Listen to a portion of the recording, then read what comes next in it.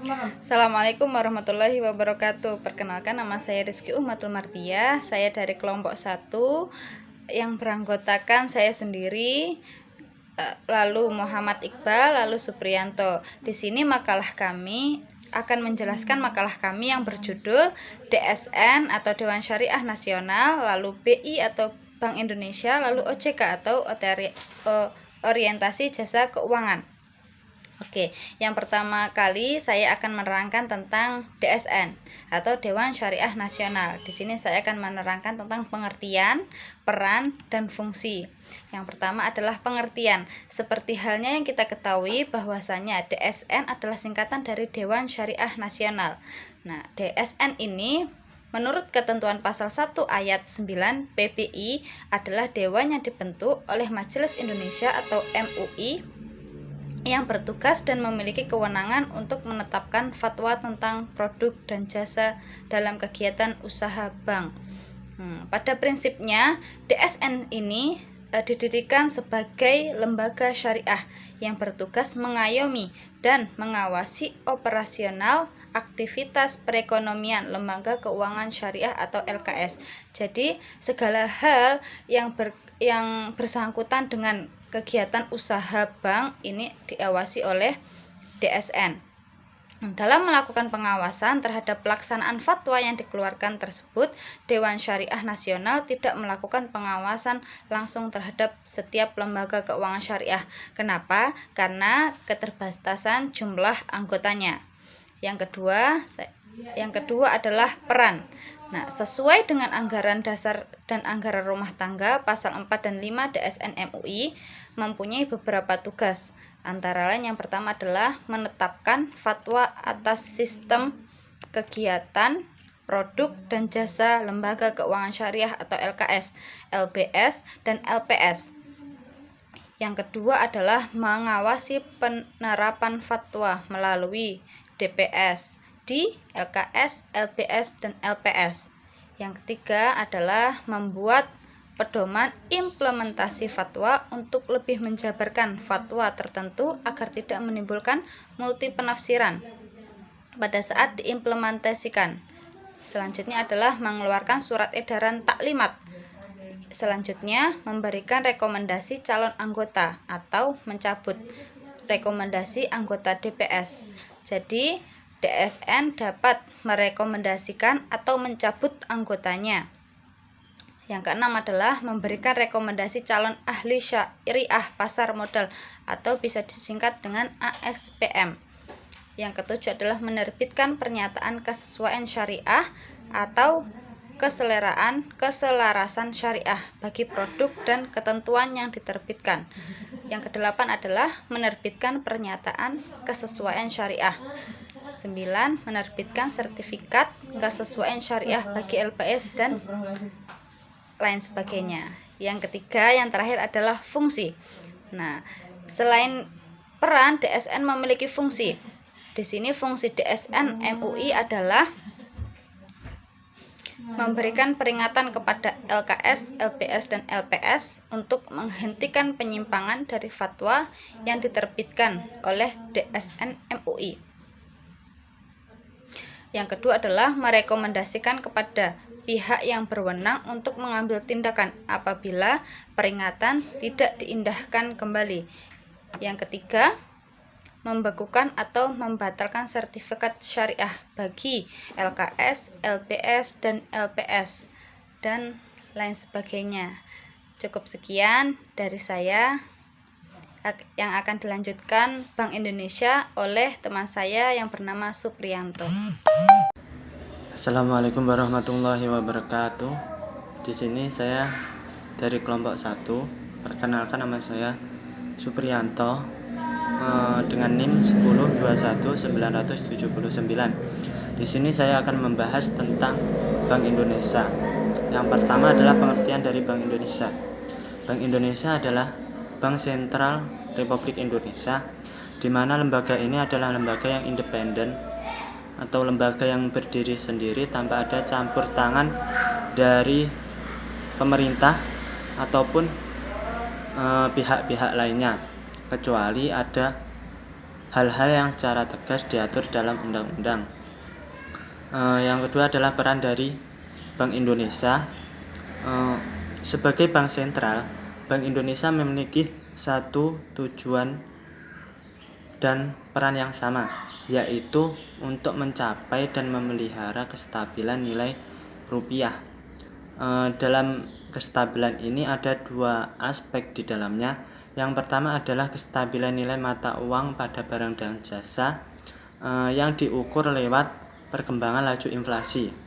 Yang kedua adalah kestabilan nilai mata uang pada mata uang negara lain yang tercermin dari nilai tukar mata uang dengan negara lain atau yang biasanya disebut dengan kurs. Terus untuk mencapai tujuan tersebut, Bank Indonesia didukung dengan 3 pilar yang merupakan 3 pokok tugas dari Bank Indonesia. Yang pertama adalah menetapkan dan melaksanakan kebijakan moneter. Yang kedua adalah mengatur dan menjaga kelancaran sistem pembayaran. Dan juga yang ketiga adalah menjaga stabilitas keuangan. Stabilitas sistem keuangan. Terus yang ketiga adalah fungsi dari Bank Indonesia. Jika dilihat dari peran dan tugas pokok dari Bank Indonesia tadi, kita terdapat fungsi-fungsi Bank Indonesia. Yang pertama adalah menjaga stabilitas moneter. Maksudnya di sini adalah Bank Indonesia bertanggung jawab untuk membuat dan mengontrol banyaknya uang yang beredar di suatu negara atau yang beredar di negara Indonesia. Dan yang kedua adalah mengawasi dan bikin regulasi buat bank. Maksudnya di sini bagaimana bank menciptakan perbankan yang sehat. Caranya gimana? Jadi Bank Indonesia melakukan pengawasan dan bikin regulasi supaya nggak ada kecurangan dalam kegiatan perbankan yang ujung-ujungnya bikin rugi banyak orang. Terus yang fungsi ketiga yaitu menjaga sistem pembayaran tetap berjalan lancar. Sistem pembayaran yang dijalankan bisa saja menimbulkan resiko yang tak terduga. Disinilah fungsi Bank Indonesia untuk mencegah hal ini tidak boleh terjadi. Jadi Bank Indonesia itu mengontrol bagaimana agar sistem pembayaran itu tidak terjadi suatu yang kedepannya akan dapat merugikan banyak orang. Terus fungsi yang keempat adalah melakukan riset dan pemantauan.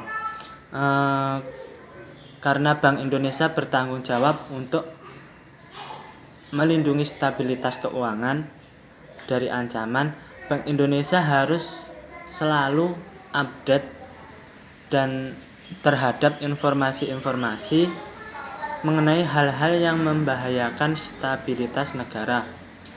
Inilah kenapa Bank Indonesia perlu melakukan pemantauan buat mencari tahu adakah kendala atau keretakan di sektor keuangan atau tidak. Terus fungsi yang kelima adalah untuk tempat menyimpan uang kas negara. Jadi uang kas negara yang bertriliun-triliun banyaknya itu yang menyimpan adalah Bank Indonesia. Terus fungsi yang keenam ini adalah memberikan bantuan kepada bank agar lepas dari krisis. Bank pemerintah atau swasta bisa sewaktu-waktu mengalami krisis. Saat bank tersebut mengalami krisis atau keterpurukan, jadi Bank Indonesia ini yang membantu bank tersebut untuk keluar dari krisis tersebut. Mungkin cukup sekian dari pembahasan Bank Indonesia. Terima kasih.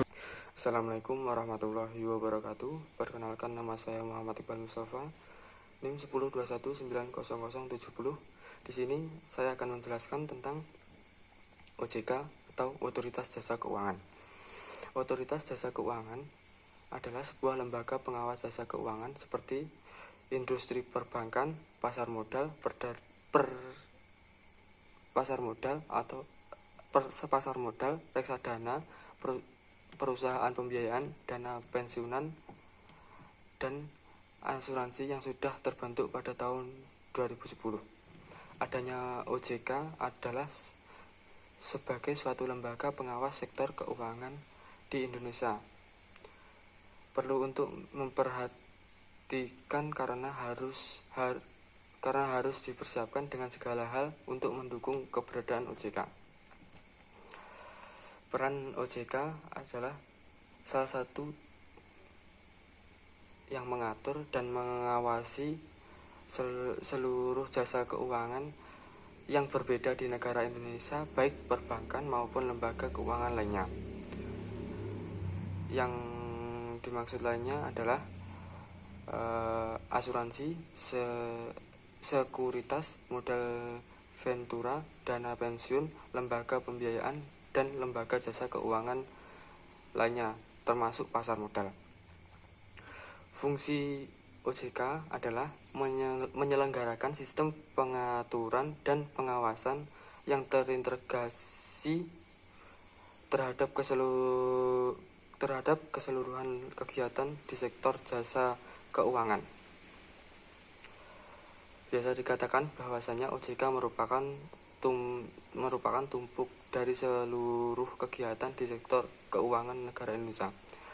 Dalam penerapan fungsi OJK ada beberapa nilai strategi yang menjadi landasan bagi otoritas jasa keuangan. Di antaranya adalah profesionalisme, integritas, inklusif, visioner. Profesionalisme yaitu nilai profesionalisme dapat dimaknai dengan bekerja dengan penuh tanggung jawab berdasarkan kompetensi yang tinggi untuk mencapai kinerja yang baik. Integritas adalah bertindak objektif, adil, dan konsisten sesuai dengan kode etik dan kebijakan organisasi dengan menjunjung tinggi kejujuran dan komitmen. Inklusif adalah terbuka dan menerima keberagaman pemangku kepentingan serta memperluas kesempatan dan akses masyarakat terhadap industri keuangan. Visioner adalah memiliki wawasan yang luas dan mampu melihat ke depan, serta dapat berpikir di luar kebiasaan. Demikian presentasi dari kelompok kami. Jika ada kurang lebihnya, mohon maaf. Wassalamualaikum warahmatullahi wabarakatuh.